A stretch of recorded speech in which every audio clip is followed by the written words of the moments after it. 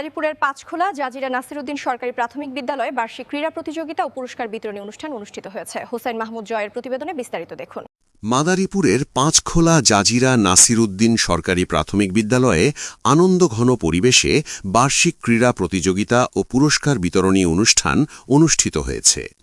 অনুষ্ঠানে প্রধান অতিথি হিসেবে উপস্থিত ছিলেন বিএনপির জাতীয় নির্বাহী কমিটির সদস্য কাজী হুমায়ুন কবির।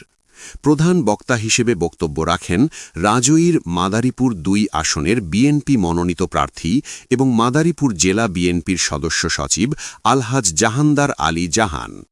অনুষ্ঠানে আমন্ত্রিত অতিথি হিসেবে উপস্থিত ছিলেন মোহাম্মদ মিজানুর রহমান মুরাদ, যুগ্ম আহ্বায়ক বিএনপি মাদারীপুর জেলা, মোহাম্মদ শাহাদাত হোসেন হাওলাদার, সভাপতি স্বেচ্ছাসেবক দল মাদারীপুর জেলা, অ্যাডভোকেট গোলজার আহমেদ চিশতি, জিপি মাদারীপুর জাজ কোর্ট ও সাধারণ সম্পাদক জাতীয়তাবাদী আইনজীবী ফোরাম মাদারীপুর জেলা, মুর্তুজা আলম ঢালি, সাবেক এজিএস নাকসু এবং মাদারীপুর সদর থানা বিএনপি সাবেক সাধারণ সম্পাদক, মোহাম্মদ রফিকুল ইসলাম মাতুব্বর, যুব বিষয়ক সম্পাদক মাদারীপুর জেলা বিএনপি, মেহেদি হাসান জাকির, আহ্বায়ক ছাত্রদল মাদারীপুর জেলা, শহীদুল ইসলাম খান, সাবেক যুগ্ম আহ্বায়ক মাদারীপুর সদর উপজেলা বিএনপি।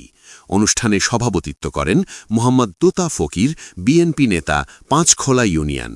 অনুষ্ঠানটি সঞ্চালনা করেন মোহাম্মদ দুলাল হাওলাদার, সাবেক ক্রীড়া বিষয়ক সম্পাদক, যুবদল মাদারীপুর জেলা ও মোহাম্মদ রানা হোসেন রাজু, স্বেচ্ছাসেবক দল মাদারীপুর জেলা।